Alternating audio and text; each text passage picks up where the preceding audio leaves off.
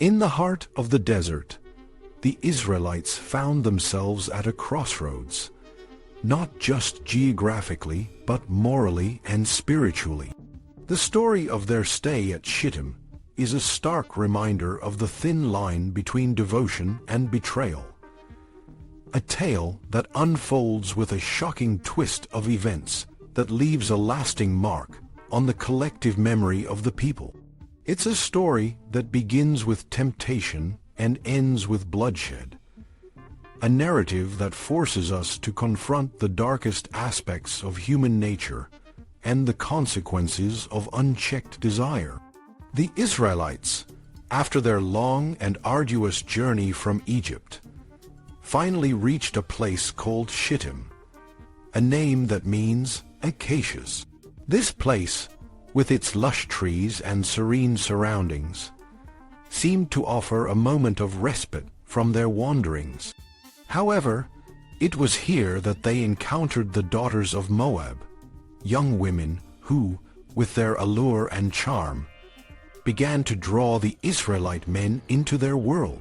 The word used to describe their interaction, whoring, is more than just a physical act.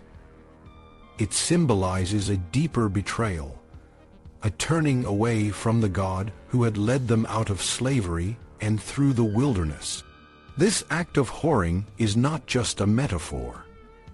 The young women of Moab were not merely seducing the Israelite men for pleasure. They were also drawing them into the worship of their gods. The text tells us that they called the people to the sacrifices of their gods, inviting the Israelites to participate in rituals that were foreign and forbidden. These sacrifices were more than just offerings. They were a form of worship that required the Israelites to bow down to gods other than their own. The Israelites, who had been taught to worship one God, now found themselves entangled in the cultic practices of the Moabites, a betrayal that went against the very core of their faith. The gravity of this situation is emphasized by the phrase, Israel clung to Baal Peor. Baal, a Canaanite god associated with fertility and agriculture, was a powerful deity in the region. By clinging to Baal Peor, the Israelites were not just participating in a one-time act of rebellion.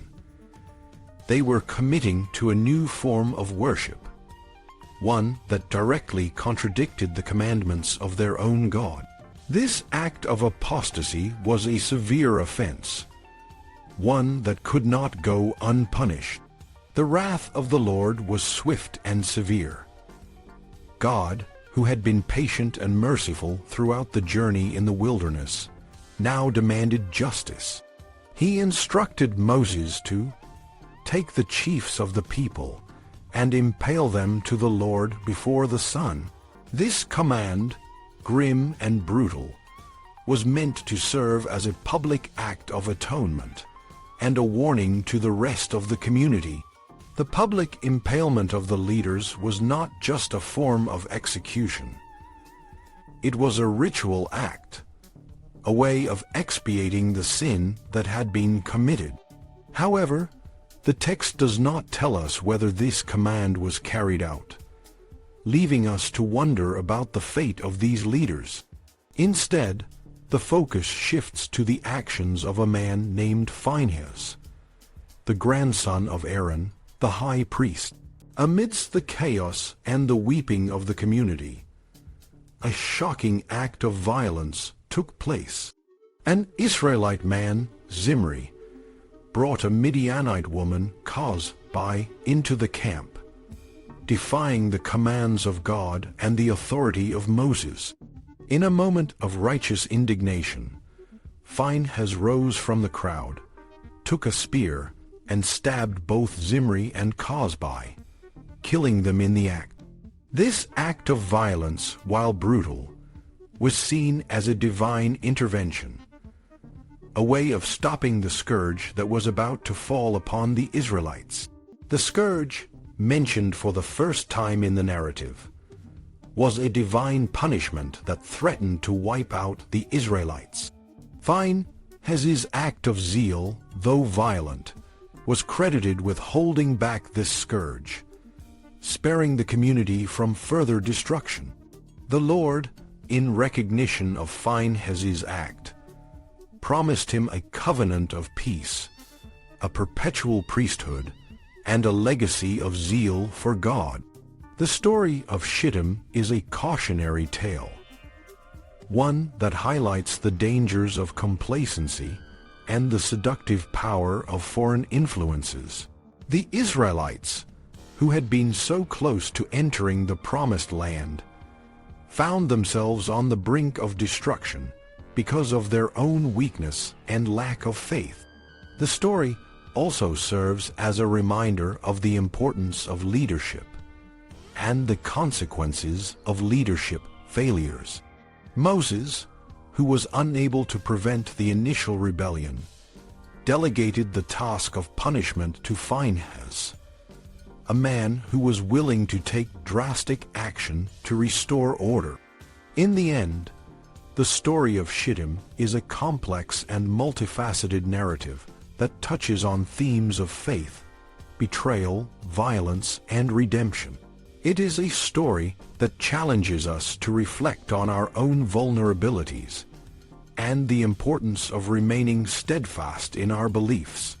The shocking events at Shittim serve as a stark warning. The path to the Promised Land is not an easy one, and the price of straying from it can be dire. In a world where the lines between right and wrong are often blurred, the story of Shittim stands as a testament to the enduring power of faith and the consequences of its betrayal.